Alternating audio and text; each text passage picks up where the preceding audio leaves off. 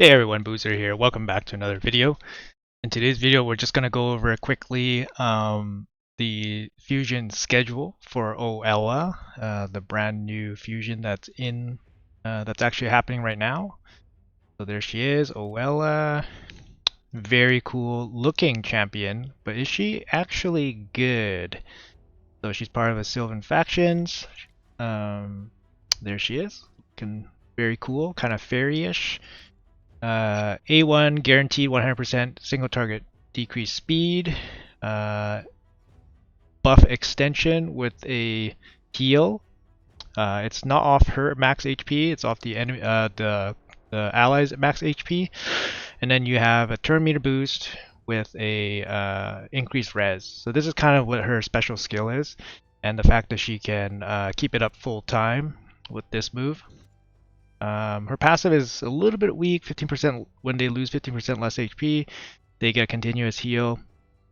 So it's kind of like, I guess, Jawreg. Jawreg's somebody that kind of has a similar one. It's not super strong, it's like epic level.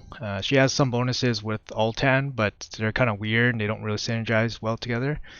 And Altan has a pretty weird kit too. Totally surprised me when I saw Altan's kit. An attack-based nuker. I thought he would be more defense-based, kind of like a bodyguard to OELLA instead of a full-on like attacker. But anyways, we're here to talk about the fusion. So what's happening in game right now? We have a Dungeon Divers active with the enhancement coming up, and the Dungeon Divers running together with the Ice Golem. This champion training event is not part of the fusion. It's actually a tournament winner for Altan. So the winner will get Altan, which is pretty cool. I mean, it must be a test for Plarium to see if this event would get a lot of traction compared to the fusion, because they're running it simultaneously together. So they're huge energy and resource spending. But this has nothing to do with the fusion. So it's like two really big events happening at the same time. Chase is coming up in a couple hours, so let's go over the schedule. So here's the schedule. I just want to go over this in detail here. So today is right here. Obviously, you're running the Ice Golem together with Dungeon Divers. That's really good. You get the points here. When Artifact Enhancement, you can do that with just silver. Champion Chase. This one is going to be 2x Void. Void pulling is not super efficient for Champion Chase because Champion Chase is dependent on the quality of champion you pull. So Void shards generally won't give you super high quality per quantity pulled, but you'll probably pull anyways for 2x. I might pull some, but honestly, this is a really good opportunity to pull mystery shards, in my opinion, because you can get your rares from mystery shards. So if you can stockpile like one, maybe if you're lucky 2 rares, you can skip 2 events. Like that's a really big upside of pulling mystery shards for the champion chase. And champion chase is a really good spot for mystery shards because mystery shards are super low value, but they have a chance to be much higher value. And you might as well use them. They do line up with that Altan training event, so you can kind of get some extra stuff on the side. The Altan training event does have a very low, it has a very low cost for the legendary book, which is very attractive. The legendary book, 10,000 is very attractive. So if you can like somehow squeeze 10,000 here, just kind of doing normals, like maybe you're pulling mystery shards and training, or you're doing Ice Golem and training food, you can double dip everywhere. So that's one way to do it. So arena takedown are pretty straightforward. You just do it as a daily thing, part of your regular daily stuff. So here's the thing. So Fire Knight, you're gonna have to line up with the Dungeon Divers here. So most likely your Ice Golem will not complete the Dungeon Divers. So it kind of lines up perfectly that the last day of Dungeon Divers you will have 1 day of Fire Knight.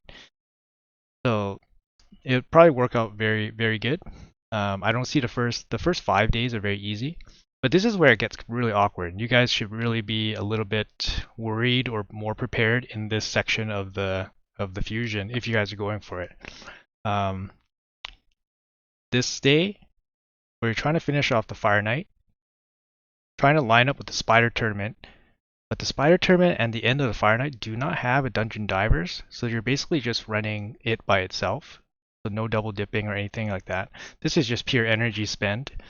And then you have a Champion Training, which is not super efficient with Spider because you have to have a solo Spider or dual Spider team. And again, you don't have a Dungeon Divers to go along with it. And yeah, this part would be a bit tricky. You're just spending daily energy to complete all this stuff, but yeah, just make sure you're prepared. Champion training, we can do. I guess we just had to do it together with Spider. There's no divers to go with it. We do have a summon rush here for 2 rares. So usually these are kind of, they might be pretty expensive. So I'll be expecting like 2.2k, so about 4 sacreds, and this one would probably be about 4k or even higher. Usually it's an epic, and the epic is about 5k. So I think like maybe they'll put the second rare at 4.5k. So maybe 8 sacreds, I would say, to cash in on both. That's why it's so important to try to pull the mystery shards in the champion chase. Or you can try mystery shards here in the summon rush, but obviously mystery shards would be more efficient in the champion chase. So yeah, be prepared for that. Takedown, just straightforward. Enhancement, straightforward. Only 2 enhancements, so that's a little bit of a breather for people that are low on silver. So the middle will be awkward and the end will be awkward because you'll be doing dragon to complete the 2 divers here. However, I feel like this diver, since it spans so many days, it's going to be very, very deep. And once dragon ends, you can do a little bit of solo dragon farming if you have it with the champion training. Once dragon ends, you're probably committing energy straight into campaign to finish this off and to accomplish these 2, the dungeon divers. So we know that divers points not super efficient with campaign. So this could be a big energy spend here for the 2.5 days or so. So overall, I think this fusion starts off easy. It leads into an awkward middle, and then it finishes really kind of difficult, just because of the way some events end overlapping with the other events. So this tail end of training paired with this is really going to be tough. So definitely going to have to watch out for that. It's going to be an energy spend. So definitely a high energy spend fusion. You will probably want to finish off all your rares and epics right here at the end, because we don't have, this might be a champ chase. Keep this in mind. This might be a champ chase right here on Friday, because you have the summon here, likely a champ chase here near the end of the fusion, which might line up with you being able to fuse the epics, the 4 epics, and then fuse the legendary on the same day as the summon rush. Don't quote me, but that might happen, and that might just give you some free points for the chase. So that's kind of an important tip if you guys are not aware. I might hold out, but it'll depend on the schedule, obviously. In this fusion, you cannot miss a single rare. Another problem. So you can't miss a single rare, and that's why, again, I advocate to pull your mystery shards right here, basically tonight, and pray for the rare or a rare to pop up, because that'll save you maybe the second divers.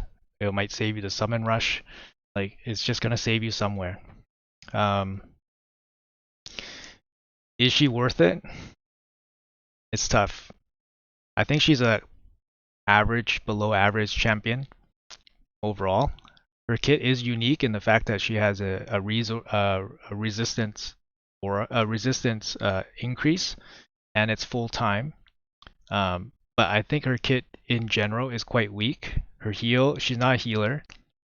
And she has a single target A1, so that guarantees speed down. It's obvious that she was made for Iron Twins, but she's not needed in unkillable teams or block damage teams.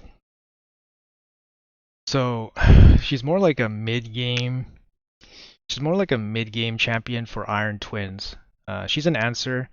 So if you don't have the gear to get resistance up to resist the Iron Brand, then she can help get you there. But we'll have to see what her base stats are, I think. Actually, does it show base stats already? We'll have a quick look. I haven't actually checked part. She has good base stats, then maybe it's worthwhile, but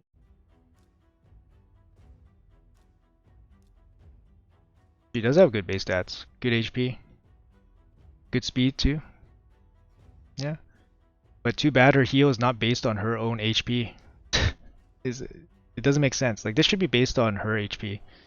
Like, this is based on the allies' HP. It's not based on her HP either. So you know what I mean? It's just her kit just doesn't make sense. Not a top tier champion. Average, maybe above average slightly. Maybe below average. Maybe I would say probably below average for most people. So it's up to you guys whether you guys want to go for it. I mean, personally, I'm going to go for it. It's not a big issue for me. I feel her value might come in the future for future content when bosses and content exceed what maybe my gear can do. But yeah, so that's kind of like my case. And also she's part of a new faction, so I don't mind having just champs filled out. Is she worth the books? Probably not. Like I said, her kit overall is kind of weak. And she really needs a spot in some kind of resistance team that makes sense for some content that makes sense. Right now it's Iron Twins, but most, I have a block damage team. I assume most people with Helicath would be able to make one. So people without Helicath or just going through Iron Twins, she might be able to help. But yeah, is she worth it? It's a lot of work. This one's a lot of work, and these are traditional fusions. They take a lot of chickens, a lot of resources from you. Do mid-game accounts even have that kind of resource to spend to get a legendary that's kind of subpar? That might help, that might not. It's up to you guys. You guys do your take care of your accounts, so you guys know best. So, all right. I hope this was helpful. Pull your mystery shards here. Be careful of the energy spend in the middle and at the end. And make sure you guys don't miss anything, because you can't miss anything on this one. All right. Take care. I'll see you guys in the next one. Thanks for stopping by.